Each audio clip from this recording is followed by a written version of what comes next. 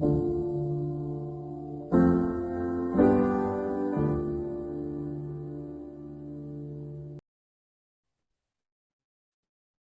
everyone. Welcome to another episode of the Compelling Conversations podcast. Today, I'm joined by Gaurahari Das. Gaurahari Das, thanks so much for being here. Yeah, thanks for having me, Omer. It's a great Yeah, honor. for sure. I wanted to begin, Gaurahari Das, by investigating your name. What does it mean, and why have you chosen it? So I haven't chosen it myself. In our tradition, we take a spiritual master and we're given this name actually. My particular name, it's Sanskrit and it's a name for God. It, there's a personality who appeared 500 years ago. His name was Lord Chaitanya, and he's an incarnation of the Lord. He's golden formed, so the word Gora is kind of golden. And the name Hari, it means he who delivers, delivers his devotees from suffering, from anxiety, from stress. So Lord Chaitanya was golden in complexion because he's actually the combined form of Radha and Krishna. Radha is Krishna's feminine consort. So yeah, that golden color. He came in her mood with the desire to want to experience what she's tasting in that relationship, why she Mm. loves him so much. So Lord Chaitanya was experiencing those heights of ecstatic love and feeling so much compassion, seeing that others weren't experiencing that. So hence also the element of our mission, our preaching mission, to want to understand this knowledge and then to share with others. And then the word Das, it means the servant of. We're all given that title too. So I'm the servant of Lord Chaitanya. They say names are kind of like symbols to the soul. Does Mm. that name, Gaurahari Das, is it a symbol to your soul?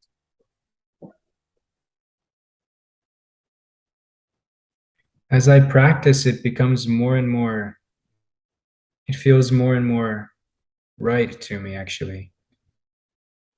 Now that you mention that, I mean, each day I'm trying to just purify my heart more and more. Our main way of doing that is through our meditation practices and our practice of trying to surrender ourselves more and more to the Lord's service. As I do that, I feel more reciprocation and feel more of a connection, actually. In hearing pastimes of Lord Chaitanya when he was here, when he was present, yeah, it feels more natural to me. I feel like I have a deeper, like, an understanding of his personality, his mood. And I'd never experienced more joy than going out and actually speaking to others and seeing people who are genuinely interested in this and seeing them just light up when they hear that this is actually something that people do and this philosophy, even though they may not be able to, even if they're not convinced of it right away off hearing, that there's actually hope of something more than just this fleeting temporary material existence. What was your name before, and was that a symbol of your soul? So my birth name is Douglas. I mean, I wouldn't say that was what was the word you used? A Symbol of your symbol of soul. your soul. No, I wouldn't say that was a symbol of my soul, because actually prior to really taking spiritual life seriously, I never really had any deeper understanding of my soul. It's not really something they teach in modern society. Were you ever curious as to why your parents had named you Douglas?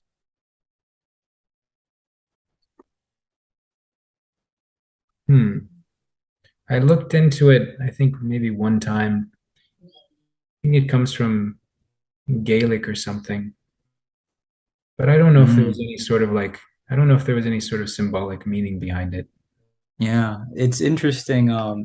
There's this movie, it's called Hostiles.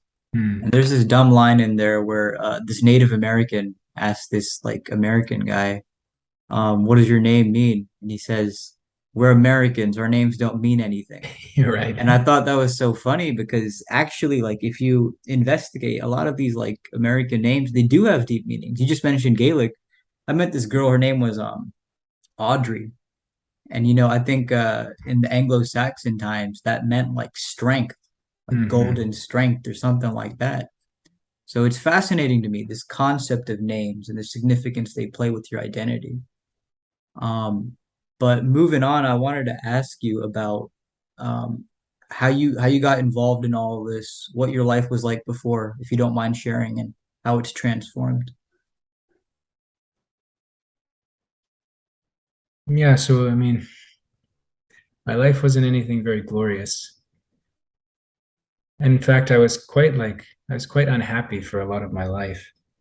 Just kind of didn't feel like I really fit in with the way things were. Kind of was a loner for a lot of time. Um, In this community, yeah, I'm sorry for yeah, cutting you off. Go ahead. yeah, no problem. Just yeah, cultivated a lot of bad habits, which is something that I mean, this society kind of engenders in people as the just the way to live life. So I mean, yeah, even in like high school, I think I got into like alcohol, um, yeah, other bad habits, tobacco. And then in college, it just built and expanded from there. And I only went to college because it was more of like, okay, now's the next thing. You've finished high school, now we go to college, study. But I never really had any sort of like determination or confirmation of like, oh yeah, I'm supposed to be doing this thing or this thing, and this is what's right for me. I didn't really know myself at all. And I didn't feel that there was any facility to try to look deeper and understand these things. I thought it was kind of like there was this impression that that's kind of looked down upon or kind of like different. Just listen to what you're told, just do what they say. Yeah, and anyway, after cultivating all those bad habits, I finally midway through college, I started getting into more introspective practices. I was looking into meditation, different philosophies. Um, yeah, Did you studying things like history and psychology, understanding how the mind worked. How much should I continue on this, or did you have any other question? I was just wondering, did you stumble upon the Hare Krishna movement on your own, or did someone like, I guess, preach to you, like, yo, this is what we're doing? So, as typical, actually, when I was on the college campus, I went to Penn State in Pennsylvania. Actually, I I came across someone who was distributing books. This was my junior year there, and I had given him $20 and took a stack of books. But actually, I was so distracted with so many other things that I just kind of set them aside and I forgot about them. And Before honestly, you delve onto that, I'm curious, what made you even want to buy those books? well, actually, because he said these are books on yoga, meditation, and I was like, wow, I'm just getting into that. And I was like, this is perfect. Mm, the opportunity came. Yeah, yeah. And so I was really like very quickly, I just freely gave the money and took the books. I gave $20 as if it was like nothing. Took the books. But then, yeah, I didn't read them until after college, actually. I Mm. had actually met some devotees. I was working a job that I didn't feel qualified to do. And I was starting to look at other options. But my supervisor there was a Hindu from India, and I asked Mm. him about his spiritual practices. And he invited me to a Vishnu temple one weekend. So I joined him. And he introduced me to a man who was a devotee, who was part of the Hare Krishna movement. He was selling artwork there to maintain a center that he ran in Pittsburgh. So he invited me there, and I started going there once a week and interacting with the devotees, doing the chanting, kirtan, taking prasadam. So, what came to the point where you decided to renounce the world for this cause? What led up to that moment? Was there a specific moment you can pinpoint? You're like, yeah, that's the moment I decided. So I was actually quite, I was attached to other methods of like spiritual elevation. Um, One in particular, I was using different type of psychedelic substances to try to explore reality, and I was convinced that that was the best method. So When I you was, were doing that, my bad. This is so interesting. When you were doing that, did you see visions and images of the Hindu pantheon? Because I've always found it fascinating that people that do psychedelics, they see a lot of what you could call like pantheons, or like yeah, yeah. mythological pagan things. Did you see anything like that? I saw similar things. Yeah, similar type beings. And and also just like seeing reality on more of a grand and cosmic scale, these like the interconnectedness of how things move. And after reading more of the Vedic teachings, after using these things, it made it more comprehensible, more understandable. So it's almost like they can open you up to like this language that's being presented here. But at the same time, if you don't have the proper guidance or foundation, then you might end up getting lost and not really know where you're meant to go or what's the right path, which is what And happens to some people if they don't have the proper guidance. Or even if you have a bad experience, you might get launched off somewhere and disconnected from the world where you're standing. So you're like kind of like subtle body is somewhere else. Meanwhile, your body's still here. And people seem like they're kind of like broken almost, you know? yeah, did you ever like have experiences where you were in that state and you were afraid because that guidance, as you put it, was absent? Yes, actually, I was trying to I ended up having some experiences with shamans and ayahuasca. And one experience I had, I was not quite ready to like just surrender to the Krishna consciousness movement yet. So I was like kind of like in between both. And there was this one experience that was just completely crushing and bewildering. And I just felt so defeated afterwards. Like I felt like everything was hopeless and my life was a sham and nobody liked me. And it's like I might as well just kill myself. Wow. And I felt so like lost after that that I was like, okay, this is just too much for me. I actually need something that has some structure and some guidance. And this movement here is providing something like that. And the words that Srila Prabhupada is speaking in his books, they're they're basically just like connecting all these different aspects from other philosophies I had read and just presenting it more completely. That was my impression of it. So I decided that I wanted more time just to study these books and try to understand more. That was the kind of like the critical moment when I was finally like able to give up my faith in this other path and fully surrender myself to this one. Not fully, but at least enough to commit myself to living as a monk. Yeah. I mentioned it to you before. Islam, the meaning of that religion means to surrender to God. And so that again, the way that you just shared your experience, surrendering to something higher, Yeah. that's fascinating. But do you think it is your destiny to remain as someone who has renounced the world as a monk? Or do you think that are you open to the idea that your destiny might be somewhere else, perhaps in a different country, a different place, a different faith, a different way of living? Are you at all open to that idea? Well, yeah, sure. I mean, the thing is, we're trying to surrender ourselves to what Krishna wants from us. And obviously, what he wants from us can change at certain times.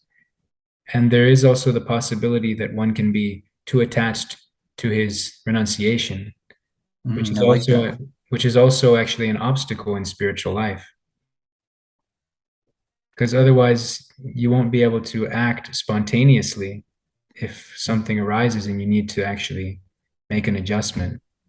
So Yeah. one who's too attached to his renunciation can become sometimes too rigid. Yeah. And that reminds me of something, I believe it's Nietzsche who said this, where like if you gaze too long into the abyss gazes into you. The idea being, you know, like too much of anything can like be bad for you.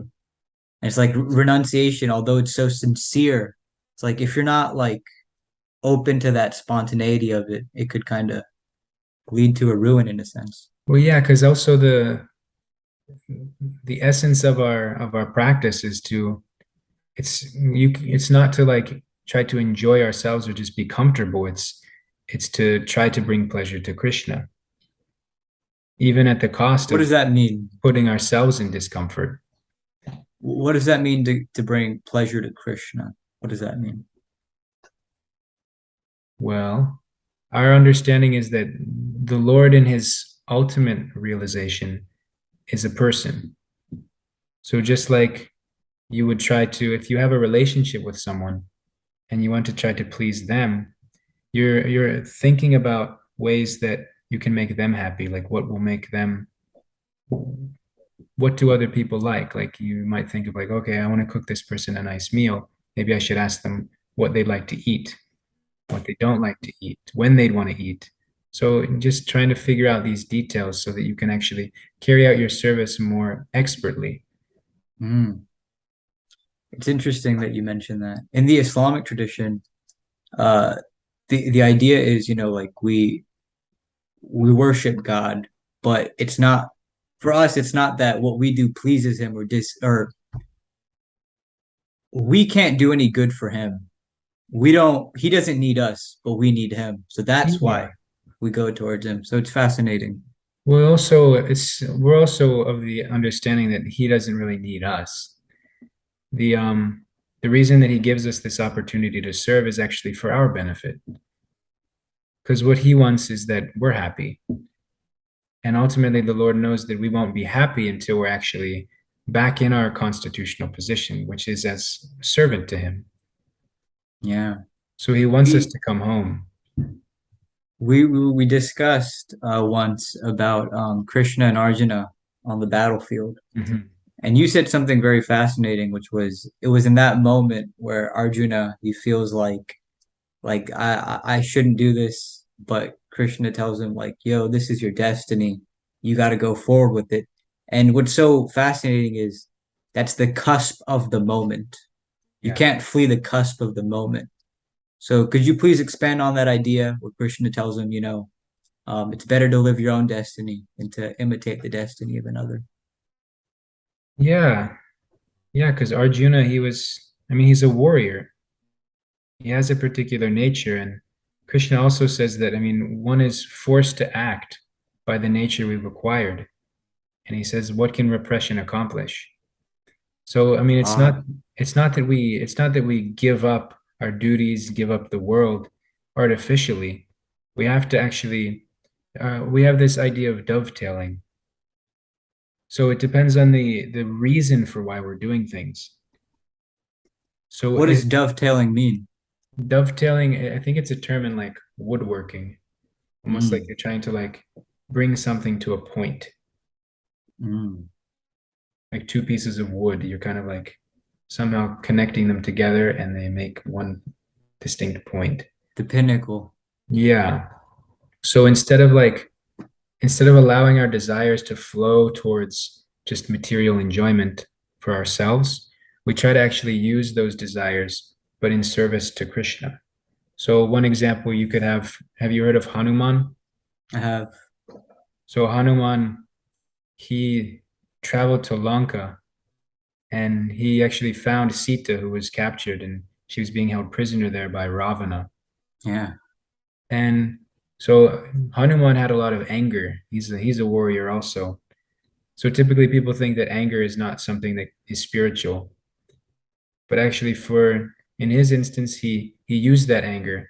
The Rakshasas, the demons, they lit his tail on fire, but then he broke free and his tail was burning and he just jumped from building to building and caught all of Lanka on fire and it all burned to the ground.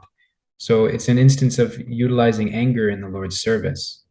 Similarly, Mm. Arjuna was on the battlefield and Krishna was like, look, you got to get angry. Otherwise, you're not going to be able to fight. And it's like, how can you fight in a battle if you're not at least angry? You need that Yeah, energy. channeling that emotion, that energy in the Right. right direction, huh? Yes. You mentioned something fascinating about what Krishna says. What can repression accomplish? I think that's so deep because I have to think about that. Like, really, what can repression accomplish? Like, if you enslave yourself, if you limit yourself, what can you do? Yeah. You're just kind of sitting there and like, just kind of like all tense, just trying to like hold everything back. But it's artificial renunciation. I mean, if Yeah. it's different if one is actually renounced from the world. Krishna also says that those who those who just sit in meditation, but who dwell inside on sense objects, they're to be known as pretenders. Mm. So it's like people might like they might want to get away from all their troubles, so they might leave their duties, but that's different than one who's actually fully ready to give up the material world. You have to actually be free from the desire to want to enjoy the material energy. That's the test of whether one is qualified for renunciation. Do you think it is the destiny of all mortals to renounce the world? Yes, at some point, actually, that's Krishna's instruction to us. So we might not be there yet, which he was telling Arjuna. He said, telling Arjuna, you're not at that position yet. Your position right now is to fight according to my instruction. So if you do that, gradually, eventually you get to the point where you're done with your material duties. All your attachments are finished. You're not actually attracted to the material energy anymore, and you can fully absorb yourself in spiritual consciousness. Mm. And That is very fascinating. at that point, you can be in the world, but you're untouched by the material energy. And according to our teachings, also at the time when one dies in that consciousness, when they leave their body, they don't return to the material world. They go back to Krishna. Yeah. That's very fascinating to me that you mentioned this because in the Muslim tradition, there's a warrior. He's considered the greatest warrior. His name is Khalid ibn Walid. And after, he defeated much of the Roman armies, the Byzantine armies, he was called back, and his role then, what he said was, I'm grateful that I was called back because then I could focus the rest of my life on the spiritual teachings of my faith. So I thought it was very deep. But there's this thing that you mentioned. It was so fascinating. Um, where was I going with this? I'm trying to think. I don't remember. It's not coming to me at the moment. But what is the significance of the saffron color in the Hare Krishna movement? Oh, wait. I'm so sorry. I'm so sorry. I remembered. Okay. So the way I was going to tie all that in was I had heard recently Elizabeth, forget her last name, but she wrote that book, Eat, Pray, Love. And she was talking about creativity and how, like, in modern times, there's this very masculine tendency with creativity of how it's either a war between the artist and the muse. But she kind of explored this idea where it doesn't have to be that way. And so, with the way that you related this story, I kind of saw it in that sense where you can kind of fulfill your duty and then recognize that that doesn't have to be your end. That war, that battle doesn't have to be your end. That's just how I wanted to connect that. Yeah. But back to the saffron question. Saffron. Saffron is traditionally a color that just what's the word? That identifies one as part of the renounced order. So I mean, one who's a well, actually, even in the Vedic tradition, I don't think the brahmachari, the student monks, would wear the saffron cloth. What would they wear? Well, based on the description of the old tradition, they would actually just like kind of wear anyway. They just wear kind of like grass and other types of like things you Natural things. find in the forest, the natural things. And that was also what they would wear there's a like a retired phase of life where after household life, you would, after you raised your children and had a business and all these things, you would turn over the family affairs to your elder children. And the wife and husband would leave and go to the forest and practice austerities together.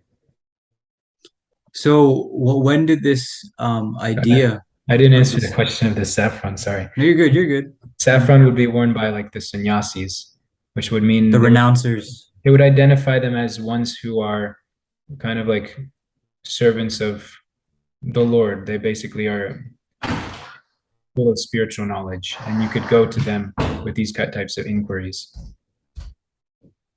Yeah. No, that's interesting. Um, I imagine that being a monk that requires that you've taken sannyas. Is that correct? No, not at my level yet, because as I was saying in our movement, even the even the student monks were called brahmacharis. We also would wear saffron if given by our spiritual master and our temple authorities. It would also just because we're kind of like in a renounced order as well, but it's a different phase of life because I mean, typically what we see is that for most young people, they'll end up getting married, moving into the Grihastha ashram. But once one is fully renounced and they take sannyas, then it's like there's no going back. Oh, wow. Wow. That is interesting. So there's no way to come back from sannyas. So no, there's not supposed to be, no. Wow. Well, what is that like? What is the purpose of sannyas? Well, sannyas, Krishna defines it in the 18th chapter of Bhagavad Gita. And he says that sannyas is it's basically like giving up action that's motivated or based in material desire. So you're basically, which is what we're practicing still right now, but when one is a sannyasi, you're basically supposed to be doing everything in Krishna consciousness, basically. You're devoting every action, every thought, everything in service to the Lord. Yeah. I find it fascinating, the movement, Krishna consciousness. There's this idea in the Muslim tradition of taqwa, God consciousness. Mhm. Yeah. That whole idea of just kind of like surrendering, being mindful of what you're doing. Um, and I feel like really with any faith, and I think we've touched upon this once in a conversation, that the sincerity element needs to be very present. How do you, on a personal level, cultivate your sincerity? Hmm. My sincerity.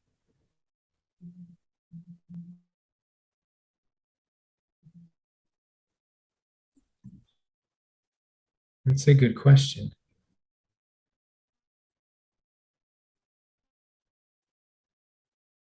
I like to write. Me too. Journaling, yeah, just journaling my thoughts, especially in like the evening time.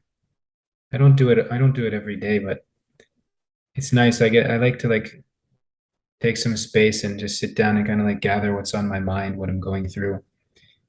And it helps me just focus on really what am I doing here? What's my purpose?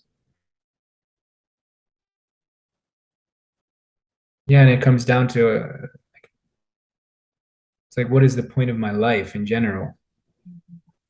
It's like okay, ultimately I'm here and what we're studying, we're understanding that everything here material is temporary. So it's like any situation that I have, it's not permanent. It's not going to bring me any happiness beyond just those maybe a few short years that I have of it. So how can I make the best use of the limited time that I have here? And I really love the philosophy that is being passed down by Srila Prabhupada and our teachers, and I take shelter of that a lot to really become determined in my sincerity to pursue this practice. Because I actually have a lot of faith that by doing what I'm doing, it's to the greatest good for not only myself, but also for my family members, my friends, and those who I come in contact with. Jordan Peterson, he discusses an idea similar where it's like if you alone as an individual get your affairs straightened out, if you get yourself sorted, it has that power to just kind of like that ripple effect. It's very possible. And I agree with that. I do think that if you, look within yourself, if you establish that sincerity, um, I think it definitely has that power to influence others as well. So it's interesting that you had mentioned this. And I'm curious that in the Hare Krishna movement, do you believe in this idea of nirvana, of this blissful liberation? So our idea, that's a Buddhist idea, nirvana. Yeah. Nirvana actually means nir is like a negation, and vana means forest. So the material world is oftentimes described as a forest, oftentimes a forest on fire. It's blazing on all sides. Mm. The Buddhists, their kind of solution to it all is to get rid of it and become nothing, enter the void. Enter Because the even void. the Buddha said the four noble truths, I think he said, are um, birth, death, old age, and disease. The reality of those, and that they are suffering. So yeah, they want to get rid of those sufferings. Our tradition actually, yeah, we understand that the material world, all these situations are it's a state of suffering, but we don't want to just try to enter the void. The Vedic the Vedic understanding is that there is actually a positive spiritual reality that we can enter.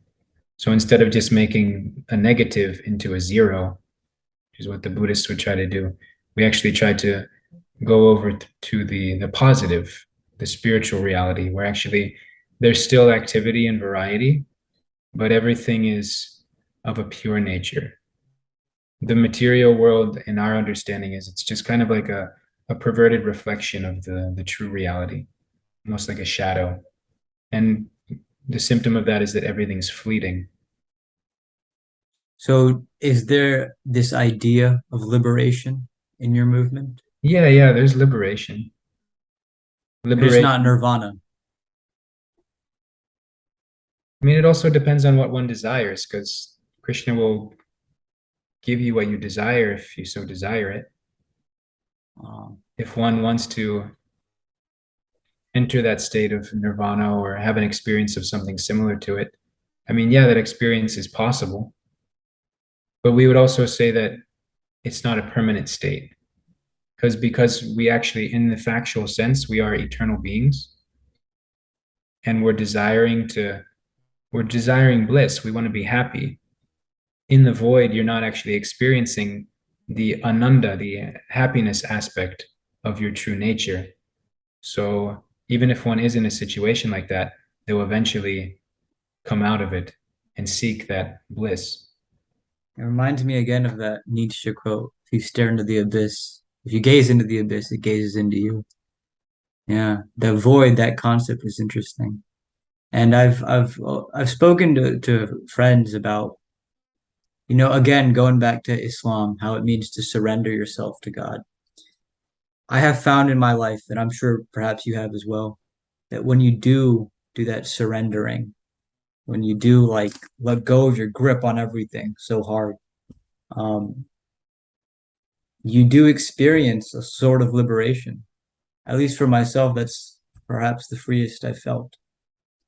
But Gaurahari, this has honestly been a really, really cool conversation. And I'm curious, did you have any closing thoughts? Anything that you wanted to say, but you felt like you didn't get a chance to? Anything you wanted to express? Yeah, I liked that last point you said. Just kind of like taking a breath and like kind of like letting everything go. And it's not always as easy as it seems because we feel like we have to be very meticulous and arrange everything. make sure it works out perfectly. Which to some extent, I mean, it is our service too to also be very alert and as expert as we can be in covering the bases of whatever service we're given.